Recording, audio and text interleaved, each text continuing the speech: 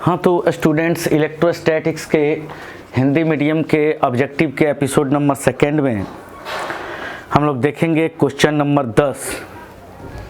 Question number 10 देखेंगे। तो question number 10 क्या कह रहा है?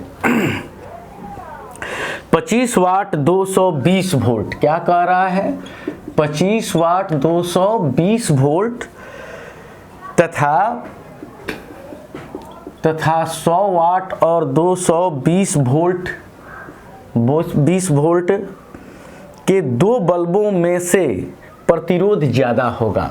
यानी दो बल्ब लगे हैं, एक बल्ब काम कर रहा है 220 वोल्ट पे जो है 25 वाट का, ठीक है।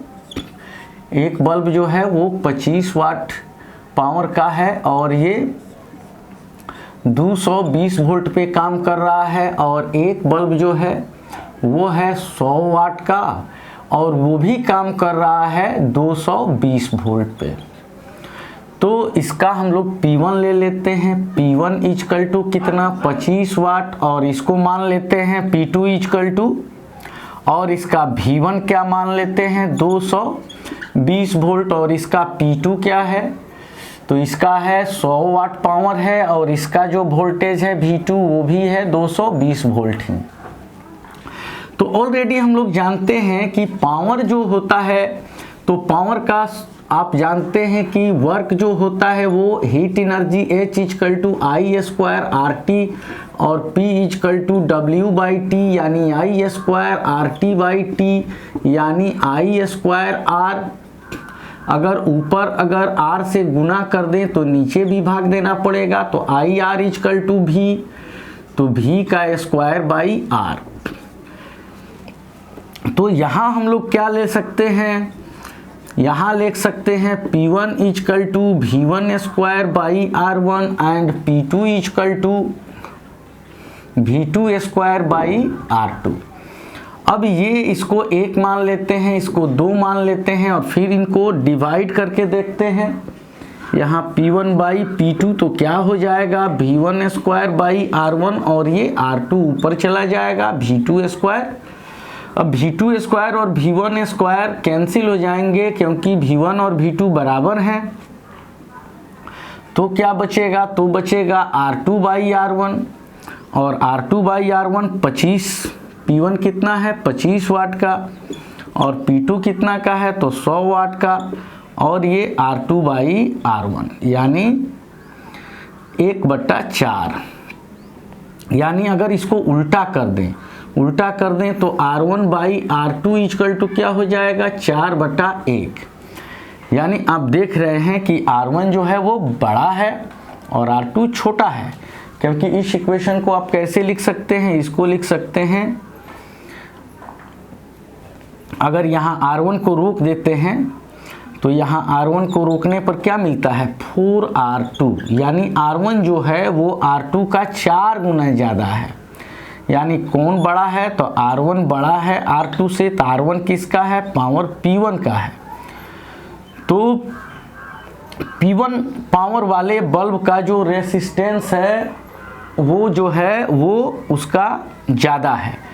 तो P1 क्या है? तो 25 वाट वाला है, ये P1 है और ये P2 है, तो इसका रेसिस्टेंस ज़्यादा है। R1 ज़्यादा है यानी P1 वाले का रेसिस्टेंस ज़्यादा होगा, ठीक है।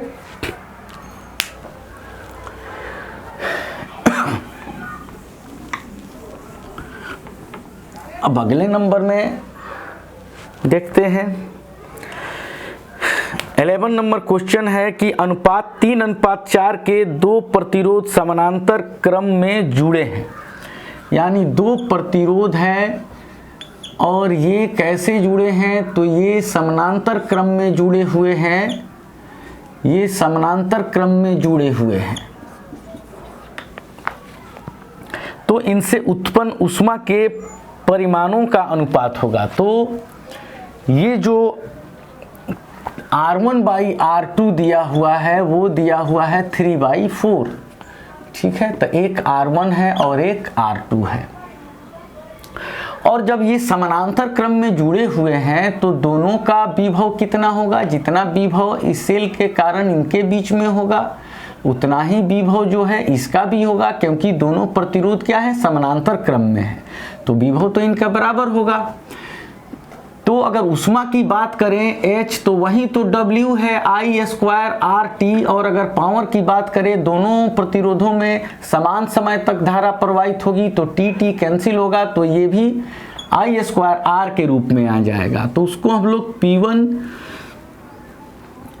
P1 इजकल टू क्या कर सकते हैं, V1 स्क्वायर क्या होता है, P equal to V square by R होता है, तो इसका V है और ये R1 स्क्वायर, इसे 1 मान लेते हैं। और P2 क्या हो गया, तो P2 हो गया V स्क्वायर बाई R1 होता है, और ये V स्क्वायर बाई R2 हो जाएगा। तो ये P क्यों लिए हम लोग, क्योंकि उष्मा की बात कर रहा था, तो उष्मा वर्क ही है जो I स्क्वायर RT, और दोनों के लिए जो उष्मा होगा यहाँ पर वो दोनों के लिए सेम होगा। अगर हम यहाँ उष्मा की ही बात करें H1, तो ये V स्क्वायर R का जो समतुल्य हो गया, इसमें ये T आ जाएगा, और इसके अगर इस पावर को H2 ही माने तो इसमें भी टाइम T हो जाएगा। ठीक है, तो क्यों, क्योंकि समान समय तक दोनों में धारा प्रवाहित हो रही है, तो इसको ऐसे भी लिख सकते हैं, यानी जैसे H इजकल टू होता है I स्क्वायर RT, तो क्या हो जाएगा इसका, तो I स्क्वायर T, R से ऊपर गुना किए तो नीचे भाग, तो I R equal to V, तो V का स्क्वायर T बाई R, तो ये H का या वर्क का रूप हो गया। और वहीं पावर जो होता है वो क्या होता है, W बाई टी या H बाई टी कह सकते हैं, तो T गायब हो जाएगा तो वो V स्क्वायर बाई R आएगा। ठीक है, तो इसी रूप में आप लिख सकते हैं। अब ये कह रहा है कि इनके उष्मा का अनुपात क्या होगा। ठीक है, तो H1 बाई H2 कर दीजिए, तो H1 बाई H2 क्या हो जाएगा, ये V स्क्वायर T कैंसिल, ये R2 चला जाएगा ऊपर और R1 नीचे हो जाएगा। तो R1 बाई R2 दिया था 3/4, तो R2 बाई R1 क्या हो जाएगा, तो वो हो जाएगा 4/3, यानी इससे जो उष्मा उत्पन्न होगी और इससे जो उष्मा उत्पन्न होगी, इनका जो अनुपात होगा वो 4:3 होगा, यानी इनके प्रतिरोध के अनुपात का व्युत्क्रम होगा अगर ये समानांतर क्रम में जुड़े हुए हैं। अब बच्चों बात करते हैं नेक्स्ट क्वेश्चन की। ये क्वेश्चन नंबर हमारा 11 था। तो 12 में कार्बन प्रतिरोध का कलर कोड में लाल रंग का मान होता है। तो आप जानते हैं क्या कि B B Roy of Great Britain has a very good wife. तो ये 0 1 2 3 4 5 6 7 8 9 ऐसे होता है। तो ब्लैक ब्राउन किस रंग का, तो लाल रंग का। तो ये रेड है, तो इसका वैल्यू कितना होता है कलर कोड में, तो कार्बन कलर कोड में रेड कलर का वैल्यू 2 होता है। फर्स्ट टर्म में, सेकेंड टर्म में भी, थर्ड टर्म में 10 का पावर 2 होता है। तो कार्बन प्रतिरोध का कलर कोड में लाल रंग का मान होता है, तो लाल रंग का मान कितना होता है, तो 2 होता है, सी हो जाएगा। और फिर अब अगले क्वेश्चन को देखते हैं।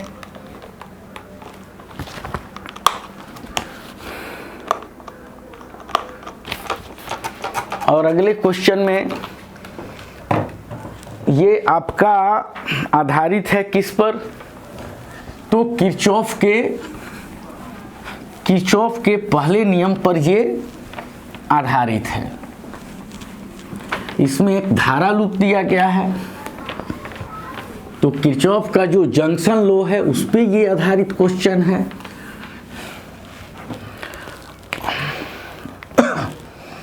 और इसमें एक ऐसा करंट दिया गया है, यहाँ 4 एम्पियर का, यहाँ 8 एम्पियर का, और फिर यहाँ पे 20 एम्पियर का, और ऐसे 16 एम्पियर का, और फिर यहाँ पे इसको ऐड किया है, तो इसको बता रहा है I और इसको कह रहा है 8 एम्पियर का, 8 एम्पियर का। तो अब यहाँ पर जो है ये बताना है कि ये I कितना होगा। तो यहाँ पे आप देख रहे हैं कि यहाँ पे आ रहा है 4 एम्पियर और 20 एम्पियर, कितना 24 एम्पियर का करंट आ रहा है और 8 एम्पियर यहाँ से निकल रहा है। तो इसका मतलब 16 एम्पियर यहाँ आया। अब 16 एम्पियर यहाँ आया और 8 एम्पियर इधर से निकल लिया, तो इधर कितना बचेगा? 8 एम्पियर। ठीक है, तो इसका ऑप्शन नंबर ए होगा। ए मीटर का प्रतिरोध होता है। तो आप जानते हैं कि ए मीटर जो है वो उसमें कॉइल के समानांतर क्रम में शंट जोड़ा जाता है, तो ए मीटर का प्रतिरोध नगण्य होता है, यानी बहुत कम। उसके बाद में जो है शंट का मतलब आप जानते हैं कि बहुत कम प्रतिरोध वाला तार। तो ये आपका 13 नंबर था और 14 नंबर में बहुत कम होता है और 15 नंबर में है कि प्लांक स्थिरांक की बीमा होती है। तो प्लांक स्थिरांक की प्लांक कांस्टेंट जो होता है, प्लांक कांस्टेंट,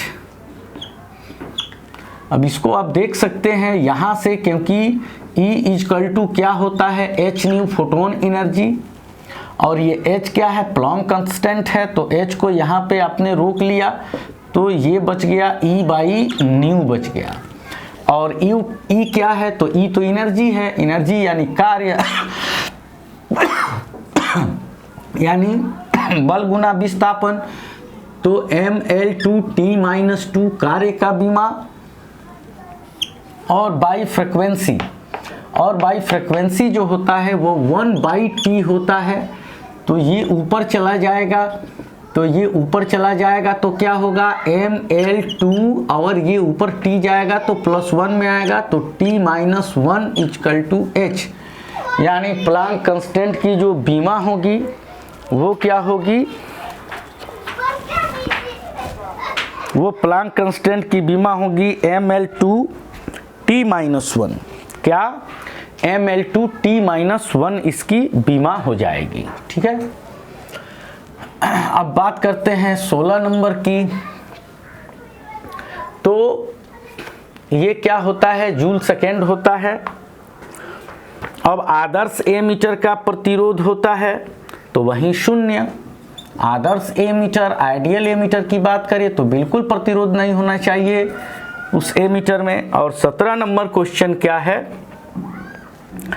कि धातु के बने किसी घनाभ की चौड़ाई और ऊंचाई बराबर है। क्या कह रहा है कि धातु के बने घनाभ जो है यानी क्यूबोइड, अब उसकी चौड़ाई और ऊंचाई यानी B और H क्या है? तो वो बराबर है। ठीक है, बराबर है और लंबाई चौड़ाई की 2 गुनी है। तो समानांतर सतहों के बीच महत्तम और लघुत्तम प्रतिरोधों का अनुपात होगा। तो धातु के बने एक घनाभ ऐसा बनाना है, यानी एक ऐसा क्यूबॉइड आप बनाइए। ठीक है, कि अब ये ऐसे हो सकता है, ऐसे इसको आप बना सकते हैं, इसको इससे आप मिला सकते हैं ऐसे। अब ये जो लंबाई है और ये जो इसकी चौड़ाई है और ये जो उसकी ऊंचाई है, तो ये कितना दिया हुआ है? तो कह रहा है कि ये चौड़ाई और ये ऊंचाई तो बराबर है, लेकिन लंबाई दुगुनी है। तो चौड़ाई को अगर x मान लें तो ऊंचाई भी x हो जाएगा, और लंबाई 2 गुनी है तो ये क्या हो जाएगा? 2x हो जाएगा। अब ये टोटल तार का ही बना हुआ है, एक ही प्रकार का तार, प्रत्येक का जो है अगर एक ही धातु का बना हुआ है तो सबका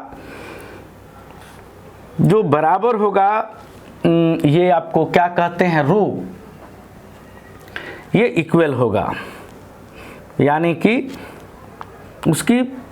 उसका प्रतिरोधकता। तो धातु के बने किसी घनाभ की चौड़ाई और ऊंचाई बराबर है और लंबाई चौड़ाई की दुगुनी है। समानांतर सतहों के बीच महत्तम और लघुत्तम प्रतिरोधों का अनुपात होगा। तो देखिए अब किस तरह से महत्तम और न्यूनतम प्रतिरोध कब बनेगा।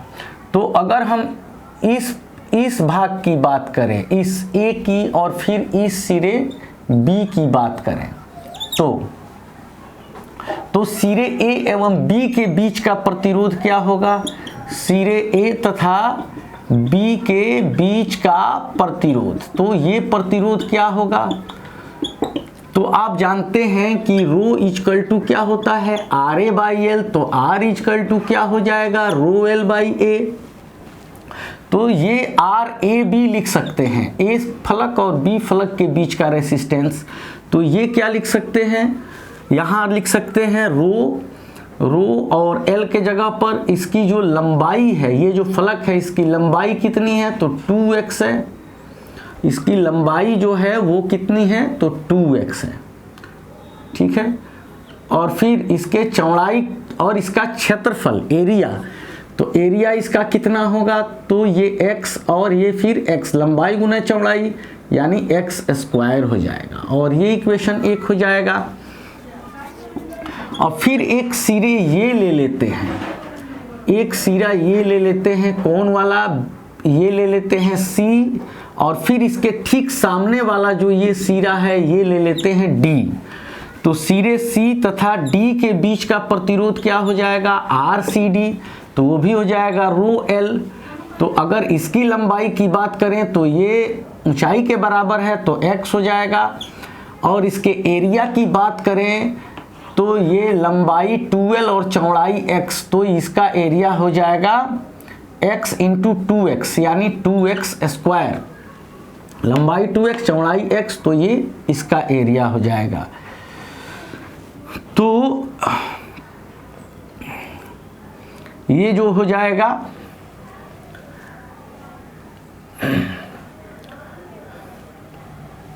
RCD की बात हम लोग कर रहे हैं, तो इसका L जो हो गया वो x के बराबर हो गया और इसका जो एरिया हो गया वो इतना के बराबर हो गया, ठीक है।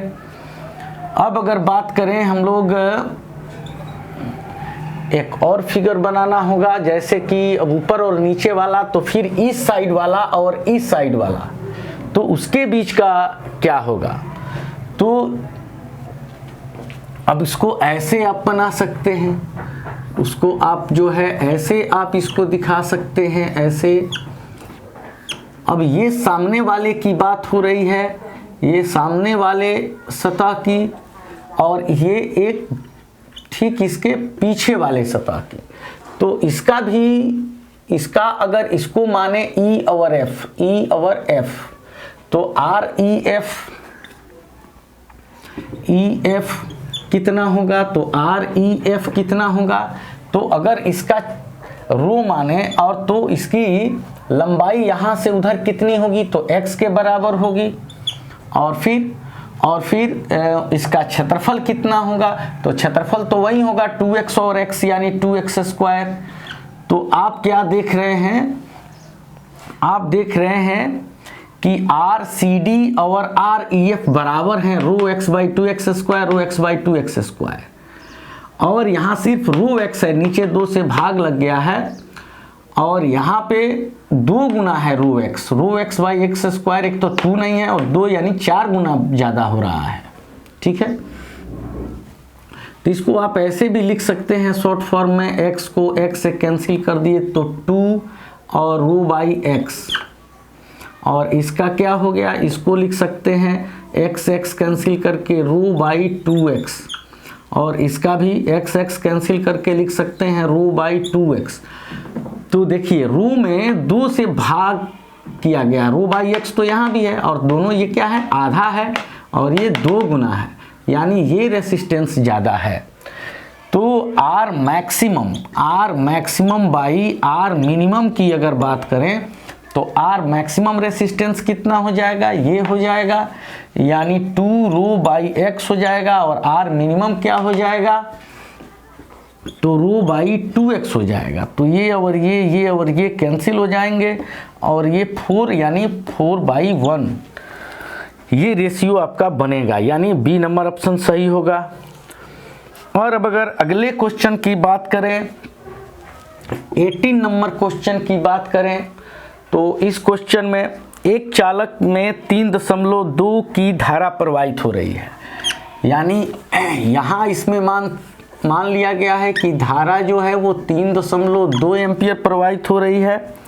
इस चालक के अनुप्रस्थ काट के आर पार प्रति सेकेंड कितने इलेक्ट्रॉन प्रवाहित हो रहे हैं। तो आप जानते हैं कि I इजकल टू होता है Q/T और Q इजकल टू IT, और Q कितना होता है, तो Q होता है NE के बराबर, और N को रोक दे तो ये हो जाएगा I इंटू T/E। तो कितने इलेक्ट्रॉन प्रवाहित हो रहे हैं, तो I 3.2 एम्पियर की धारा 1 सेकेंड की बात हो रही है, और ये 1.6 गुने 10 का पावर -19 कूलम्ब होता है। तो ये हो गया 2 गुने 10 का पावर ऊपर चला जाएगा 19 इलेक्ट्रॉन्स। यानी प्रति सेकेंड अगर कोई चालक है और इसमें जो है 3.2 एम्पियर की धारा प्रवाहित हो रही है, तो प्रति सेकेंड इसके अनुप्रस्थ काट के क्षेत्रफल से प्रति सेकेंड 2 गुना 10 का पावर 19 इलेक्ट्रॉन फ्लो कर रहे हैं, प्रवाहित हो रहे हैं। अगला क्वेश्चन है कि किसी बंद परिपथ में किसी लूप के विभिन्न बिंदुओं के बीच विभवांतरों का बीजीय योग। तो अगर जो विभिन्न परिपथ हैं और उनके अगर टोटल पोटेंशियल डिफरेंस को आप जोड़ दें तो वो हमेशा क्या होगा, वो 1 से अधिक होगा। ठीक है, तो किसी बंद परिपथ के किसी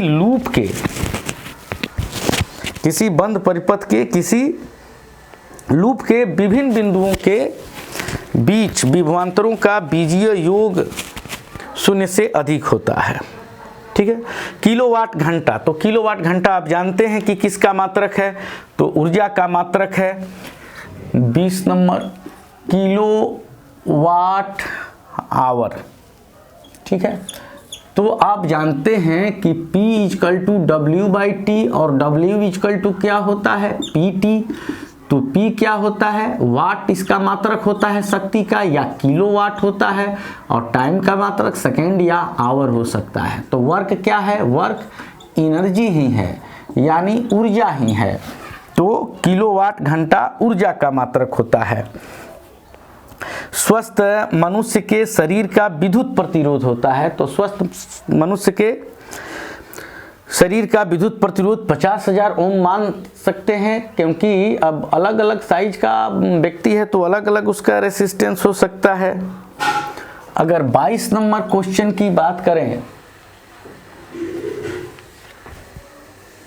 तो 22 नंबर क्वेश्चन में 10 एम्पियर की धारा कितना, तो 10 एम्पियर की धारा एक तार में 10 सेकेंड तक प्रवाहित हो रही है। यदि उसका विभवांतर 15 वोल्ट हो तो किया गया कार्य आप पता करें।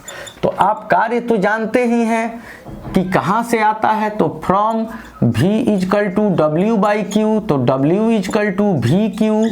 तो आप जानते हैं V इजकल टू IR और Q इजकल टू IT। तो ये वर्क कितना हो गया, तो वर्क हो गया I² RT। तो 10 का स्क्वायर कर दीजिए, रेसिस्टेंस कहाँ से है, तो V दिया हुआ है। तो आप डायरेक्ट यहाँ से ले सकते हैं, V का V ही रख सकते हैं और इसका IT ले सकते हैं, क्योंकि I इजकल टू Q/T, तो Q इजकल टू IT।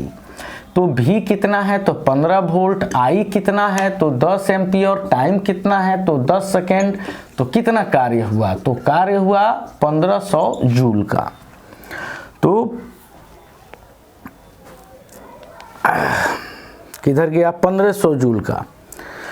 फिर अब एक 23 नंबर क्वेश्चन है, और 23 नंबर क्वेश्चन क्या कह रहा है कि 5 ओम के एक तार से यानी R कितना है तो 5 ओम। 5 ओम के एक तार से जिसका विभवांतर 7 वोल्ट है, 20 मिनट यानी 20 गुने 60 सेकेंड में उत्पन्न ऊष्मा कितनी होगी। तो उत्पन्न ऊष्मा कितनी होगी तो H इक्वल टू क्या होता है I स्क्वायर RT, ये बस यही हो जाएगा। अब भी यहाँ दिया हुआ है और R भी दिया हुआ है, तो आप यहाँ से आप चाहें तो V square T by R कर सकते हैं। क्यों? क्योंकि H इक्वल टू क्या होता है I स्क्वायर RT, तो I square R square T by R, तो V square T by R यही ऊष्मा के रूप में आ गया। तो डायरेक्ट यही इक्वेशन बना सकते हैं। V स्क्वायर का 49, टाइम हो गया आपका 20 गुना 60 और रेसिस्टेंस आपका 5 हो गया।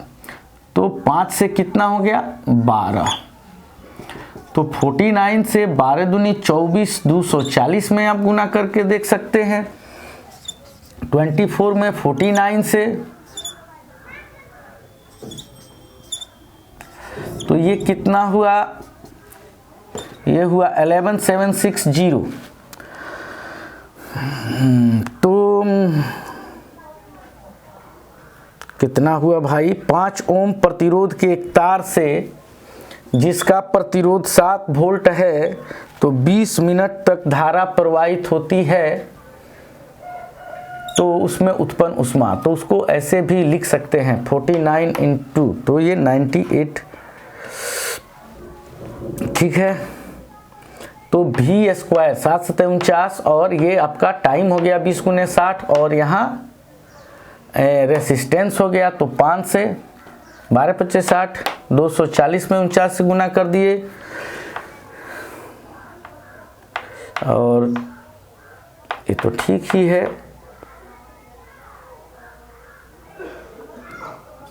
इतना आ रहा है, तो इसमें तो कोई ऑप्शन नहीं दिया हुआ है। फिर एक बार देख लेते हैं, चलो ऐसे बना करके।